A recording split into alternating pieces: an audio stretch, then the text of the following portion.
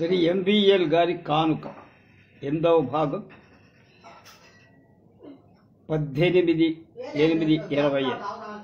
Girisham lectures గురించి చెప్తున్నారు. మనకు కొంత చదివి అయిపోయింది. ఇప్పుడు అందులో విషయ కళాకారు నిన్ను నన్ను దేశాన్ని ప్రపంచాన్నే కాక సర్వోదయ వాళ్ళని మొరార్జీని రాజాజీని కూడా విపరీతంగా ఆకర్షించిన సినిమా. మంచైనా చెడైనా సినిమా వైపు మొగ్గటం జనం మానల. జీవితంలో ప్రతి క్షణం మీద తెలుసో తెలియకో సినిమా ప్రభావం పడుతుంది, కలబడుతుంది. ఇంత విలువైన పరిశ్రమని సద్వినియోగం చేసుకునేవాళ్ళు ఉన్నట్లే దుర్వినియోగం చేసేవాళ్ళు కూడా ఉంటారు. ఏ కళకి లేరు అన్నారు. అకారణ జన్ములు ప్రజల విజ్ఞానానికి, దేశాభివృద్ధి, సాహిత్య సృష్టి చేసేవాళ్ళు ఓ పక్క ఉన్నట్లే ప్రజల అజ్ఞానానికి, దేశ అనభివృద్ధికి దోహదం చేసేవాళ్ళు, ద్రోహం చేసేవాళ్ళు కూడా ఒక పక్క. కానీ ఓ పక్క దిగజారిపోయే పనులు చేస్తూ దానికి పెద్ద మనిషి బురఖా వేసేసి మేమే మహా గొప్పవాళ్ళం, ఈ యుగ ప్రవక్తకులమని చెడామడ తిరిగేసేవాళ్ళను సిసలైన దుర్మార్గులు. వీళ్ళని 2 కళ్ళా కనిపెడుతూ ఉండాలి, లేకపోతే కారం కొట్టేస్తా. విఐపీస్ గిరీశం పరిశ్రమకి దోహదం చేసే వాళ్ళని క్షమించరు. అవసరమైతే రెండొకటి తెచ్చి బద్దలు కొట్టి మరీ మాట్లాడు. నిర్మాత ఏదో బద్ధకం కొద్ది, పని తొందర కొద్ది ఒక్కో డిపార్ట్మెంటు ఒక్కొక్కడిని వేస్తా. అంతే తప్ప వారికి తెలియకనా ఇవేమన్నా బ్రహ్మ విద్యల అని అన్నిట్లోనూ చెయ్యి దూర్చే నిర్మాతకు త్వర కంటిస్తారు. రోవింగ్ డైరెక్టర్గా నెక్స్ట్ షాట్ ఎలా తీయాలో ఫోన్లో చెబుతారు. కవిగారు బిజీ రైటర్, అందరికీ ఒకే డైలాగులు రాసేస్తారు. అందుకే అజ్ఞాతవాసం చేస్తాడనుకోండి. కథానాయకు కథ ఎండింగ్ గురించి పేచీ పెట్టలేదు. గ్లామర్ డ్రెస్తో డ్యూటీ, డ్యూయెట్లు 2 చాలవని, 3 కనీసం ఉండాలని, ఓ సోలో సాంగ్ పిక్చరై చెయ్యాలని బలవంతం పెద్ద. అంటే హీరోయిన్ పిక్చర్ మీద ఇంట్రెస్ట్ చూపించటం లేదనో. ఇది పరిశ్రమలో ప్రధాన వ్యక్తుల పరిచయం. వేదాంగ ఈ విధంగా how not to make a film అనే, ఏ విధంగా ఒక సినిమాను తీయరాదు, how not to direct act, ఎలా రాయరాదు నటించరాదు అన్న ప్రశ్నలకు జవాబులుగా ఒక్కొక్క చిత్రం ఒక్కొక్క క్లాసిక్గా ఉద్గ్రంథాన్ని తీసేస్తున్నారు మనోళ్ళు. అంత అపారమైన అపురూపమైన గ్రంథ సంపద వేదాల తర్వాత మనకొచ్చిందేమిటి? ఇది పరిశ్రమ పడిన శ్రమకి గిరీశం కట్టిన వెల. అందరూ ఎల్లప్పుడూ ఒకటే కథను సినిమా తీస్తారు. ఒక్క హెడ్డింగ్ మినహా మన సినిమాలు మిగతావన్నీ ఒకటే విధంగా ఉంటాయి. సహగమన విడో మ్యారేజ్ గురించి ఇందరు యుగకర్తలు ప్రవక్తలు జీవితాలు ధారపోసే ప్రయత్నాలు చేసిన సినిమా వాళ్ళదేం పట్టించుకోవాలి. ఏ రోజీజే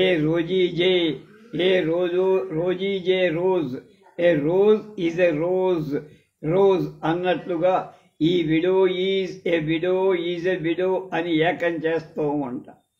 ఎలాగా బతికి వెళ్ళమార్చుకోని ఓదార్తూ పిక్చర్లు తీస్తూ ఉంటాం.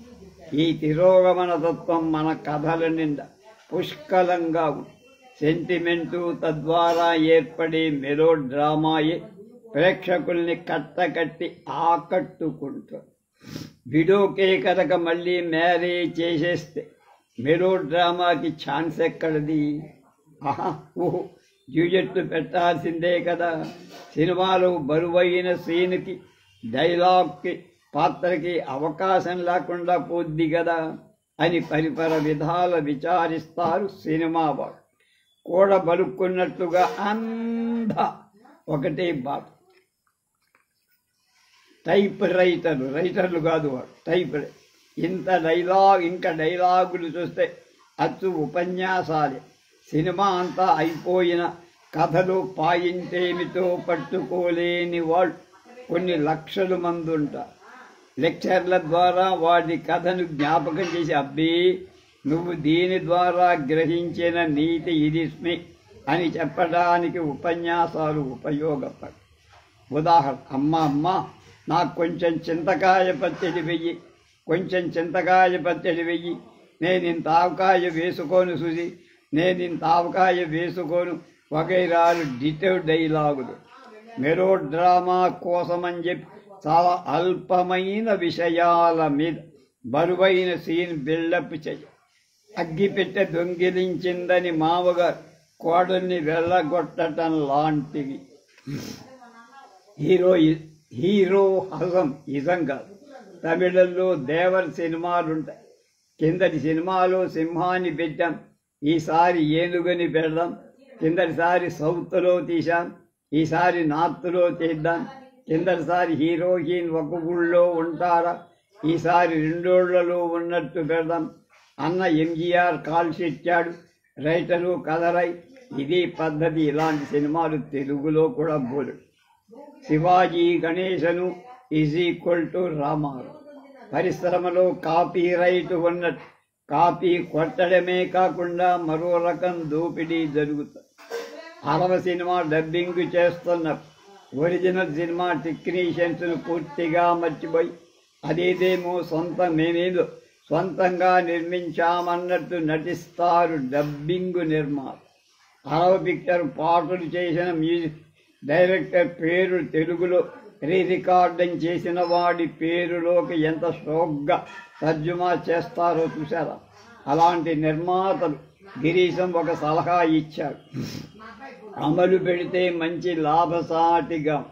అందులో శివాజీ గణేశను పద్మిని నటిస్తే పబ్లిసిటీలో రామారావు అంజలి అవటాన్ని ట్రాన్స్లేట్ చేసి అఘోరించచ్చుగా.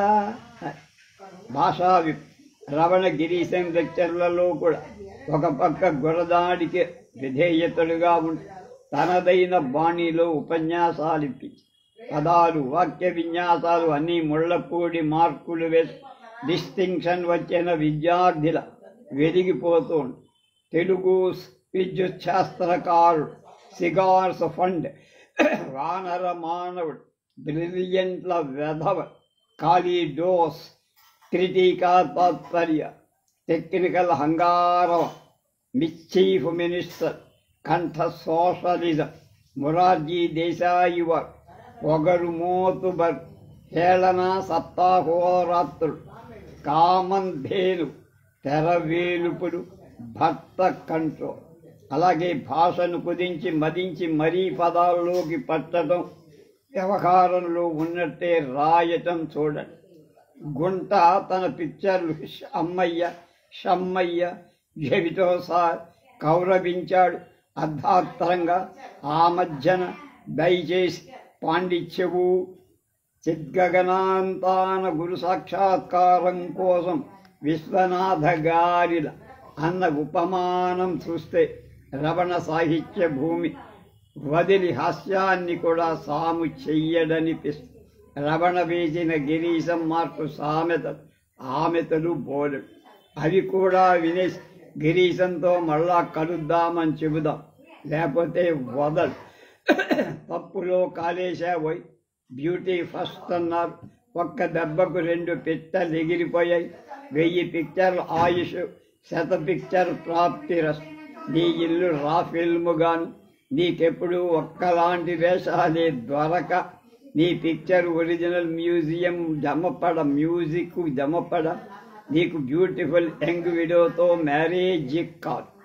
భాషలో, భావంలో, శైలిలో, సెటైర్లో ఇంత ముందడుగు చేస్తుంటే రమణ పుస్తకాలు చదవటమే ఒక ఎడ్యుకేషన్. కొందరి పుస్తకాలు చదవకపోవటమే ఎడ్యుకేషన్. రమణ రావు గోపాలరావుతో ఎంవిఎల్, అలాగే ఎంవిఎల్ రావు గోపాలరావులు 2 ఫోటోలు ఇక్కడ ఉన్నాయి.